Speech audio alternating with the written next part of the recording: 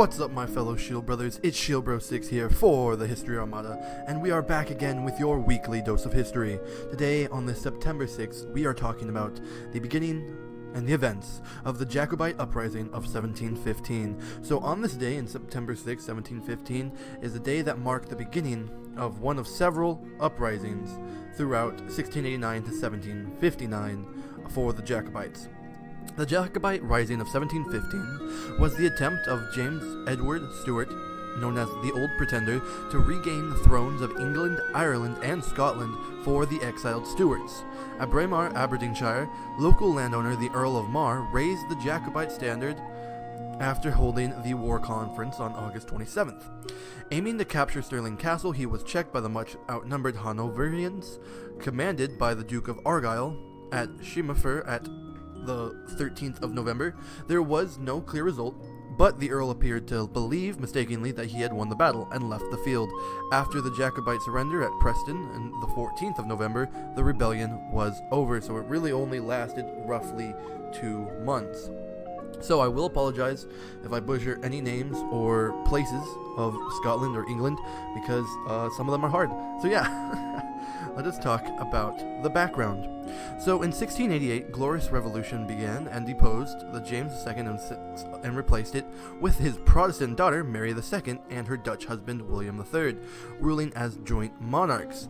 Since neither Mary nor her sister Anne had any surviving children, the 1701 Act of Settlement ensured a Protestant successor by excluding Catholics from the English and Irish thrones, and that of Great Britain after the 1707 Act of Union. When Anne became the last Stuart monarch in 1702, her heir was the distantly related but Protestant Sophia of Hanover, but her Catholic half-brother James Francis Edward was not selected.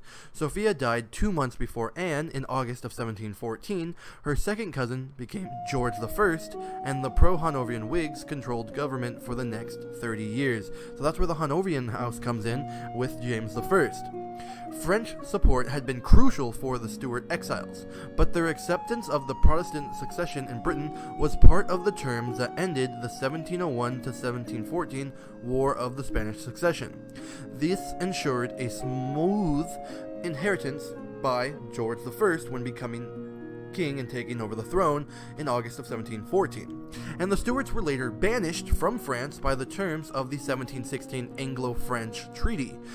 From 1710 to 1714, the Tory government had actively prosecuted their Whig opponents, who now retaliated, accusing the Tories of corruption. Robert Harley was imprisoned in the Tower of London, while Lord Bolingbroke escaped to France and became James's new Secretary of State. On March 14, 1715, James appealed to Pope Clement XI for help with the Jacobite uprising. He said, quote, "It is not so much a devoted son oppressed by the injustices of his enemies as a persecuted church threatened with destruction, which appeals for the protection and help of its worthy pontiff." End quote. He's here asking, he's like, hey, it's not for me, it's for the Catholic Church in Scotland. So on the 19th of August, Bolingbroke wrote to James that, quote, "Things are hastening to the point that either you, sir, at the head of the Tories, must save the Church and Constitution of England, or both must be irrevertibly lost forever." Believing the great General Marlborough would join him on August 23rd, James wrote to the Duke of Berwick, his illegitimate brother and Marlborough's nephew, that, quote, "I think it is now more than ever, now or never," meaning this is the time we have to rise up and begin our reclamation. So raising the standard. Despite receiving next to no commission from James to start the rising, the Earl of Mar sailed from London to Scotland, and on the 27th of August at Braemar in Aberdeenshire, he held the first council of war. After much discussion, on the 6th of September, today, at Braemar, Mar raised the standard of battle that said James VIII and III, with acclaimed by 600 supporters for this action. Parliament responded with the Habeas Corpus Suspension Act of 1715, and passed the act that confiscated the land of rebelling Jacobite lords in favor of their tenants who supported the London government. and Hanoverian government. Some of Mar's tenants traveled to Edinburgh to prove their loyalty to the Hanoverian crown and acquire title to Mar's lands. So this begins the Rising. That brings us to the struggle for Scotland. In northern Scotland, the Jacobites were successful. They took Inverness, Gordon Castle, Aberdeen, and further south they took Dundee, although they were unable to capture Fort William, which was an important point at that time. In Edinburgh Castle, the government stored arms for up to 10,000 men and £100,000 paid to Scotland when she entered the Union with England. Lord Drummond, with 80 Jacobites, tried under the cover of night to take the castle using a ladder. However, the ladder proved to be too short, leaving them stranded until morning, at which point they were discovered and arrested. It was subsequently alleged that this plot was organized by Dr. William Arthur, the king's botanist and brother-in-law of prominent Scottish Whig and Unionist and Hanoverian Sir John Clerk, Baron Clerk. So by October, Mar's forces, numbering nearly 20,000, had taken control of Scotland above the Forth, apart from Stirling Castle.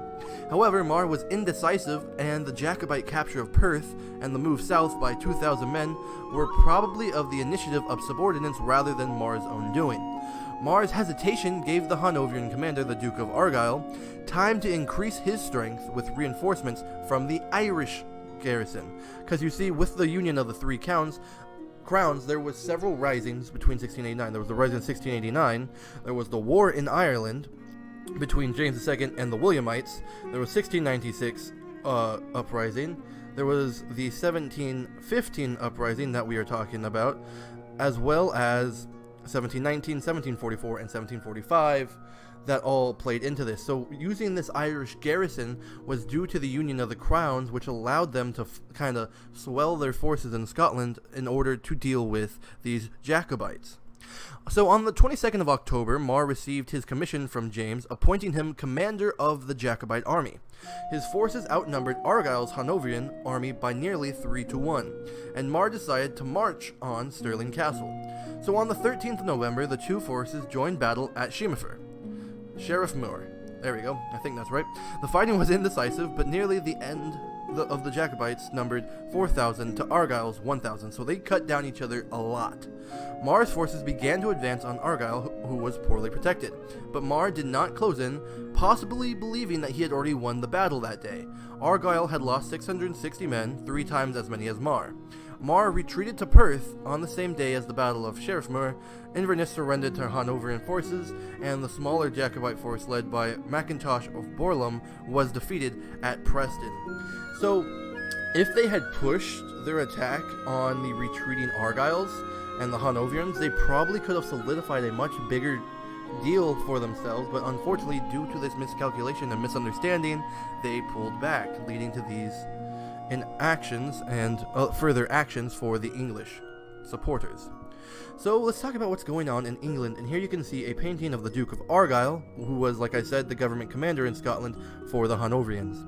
So amongst the leaders of the Jacobite conspiracy in Western England were 3 peers and 6 MPs. The government arrested the leaders, including Sir William Wyndham, on the night of 2nd of October, and on the following day easily obtained Parliament's legitimation for these arrests. So they arrested them first, and then they went to Parliament, and Parliament said, yeah, good job, you did a good thing here. The government sent reinforcements to defend Bristol, Southampton, and Plymouth, Oxford. So Oxford, famous for its monarchist sentiment, fell under government suspicion, and on the 17th of October, General Pepper led the dragoons into the city and arrested some leading Jacobites without resistance. They gave themselves up essentially once the dragoons arrived. Through the main rising in the west had been forestalled, a planned secondary rising in Northumberland went ahead on the 6th of October 1715, including 2 peers of the realm, James Radcliffe, 3rd Earl of Derwentwater, and William Widrington, the 4th Baron of Widrington, and a future peer, Charles Radcliffe, later Dacier, 5th Earl of Derwentwater. Another future English peer, Edward Howard, led 9th Duke of Norfolk, joined the rising later in Lancashire, as did other prominent figures, including Robert Cotton, one of the 3 gentlemen of Huntingdonshire. The English Jacobites joined with the force of Scottish border Jacobites led by William Gordon, who was the 6th Viscount of Kenmure, and this small army later received Mackintosh's contingent. They marched into England, where the government forces caught up with them at the Battle of Preston, which lasted from the 12th to 14th of November, and the Jacobites won the first day of the battle, killing large numbers of the government forces. However, the government reinforcements later that next day rallied, and they received the reinforcements, and with these reinforcements they rallied, pushing back the Jacobites until they eventually surrendered. So there was a lot of back and forth, like I told you, in England, having to do with peers, MPs, lords, essentially kind of either being arrested for suspicion or actual support, which stalled any actions within England, meaning that most of the actions were done either on the border or in Scotland. So let's talk about the aftermath of this rising. So on the 22nd of December, James landed in Scotland at Petershead. But by the time he arrived at Perth on the 9th of January 1716, the Jacobite army numbered fewer than 5,000 men. In contrast, Argyll's forces had acquired heavy artillery by this point and were advancing quickly to Perth. Mar decided to burn a number of villages between Perth and Stirling to deprive Argyll's army of any kind of support or supplies, and on the 30th of January, Mar led the Jacobites out of Perth. On the 4th of February, James wrote a farewell letter to Scotland, wishing them well and wishing to come back again. He later sailed from Montrose the following day. Many Jacobite prisoners were tried for treason and sentenced to death.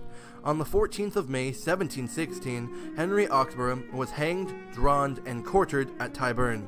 The Indemnity Act of July 1717 pardoned all those who had taken part in the rising 2 years prior, except for the whole of Clan Gregor, including Rob Roy MacGregor, who was specifically excluded from the benefits of the act. If you want to know about the life of Rob Roy MacGregor and why he was excluded and what he did, I do have a video about that. That's pretty decent, so you can go check that out. So in the later years, James, now known as the Old Pretender, made 2 more attempts at the British throne. In 1719, as I mentioned, despite Spanish support, which is the only time the Spanish supported his claims, he was again defeated at the Battle of Glenshiel, and James' son, Charles Edward Stuart, known as Bonnie Prince Charlie, the young pretender, attempted to win the throne for his father in the Rising of 1745, but he was defeated at the Battle of Culloden, and James died 1766, never reclaiming his throne. So, that is the Jacobite Uprising of 1715, which on today, September 6th, marked the beginning of. I hope you enjoyed this video about the Jacobite Rising of 1715. I hope you learned a little bit something. I hope you enjoyed this content. If you did, please consider hitting the like and the subscribe button, as it lets me know what you guys are interested in, and it helps my content get out there. If you would like to hear about something else, or you have a suggestion for my further videos, or if I have misspoke, or you have a question about something, leave any of that down below in the comment section. Other than that though, like I said, you can check out the Rob Roy MacGregor videos, or any of my other videos here. Thank you so much for your support and for watching. I'm ShieldBros6 for the History Armada. Check out my links where you can support me otherwise, and as always, I'll catch y'all next time. Alba Gubroth.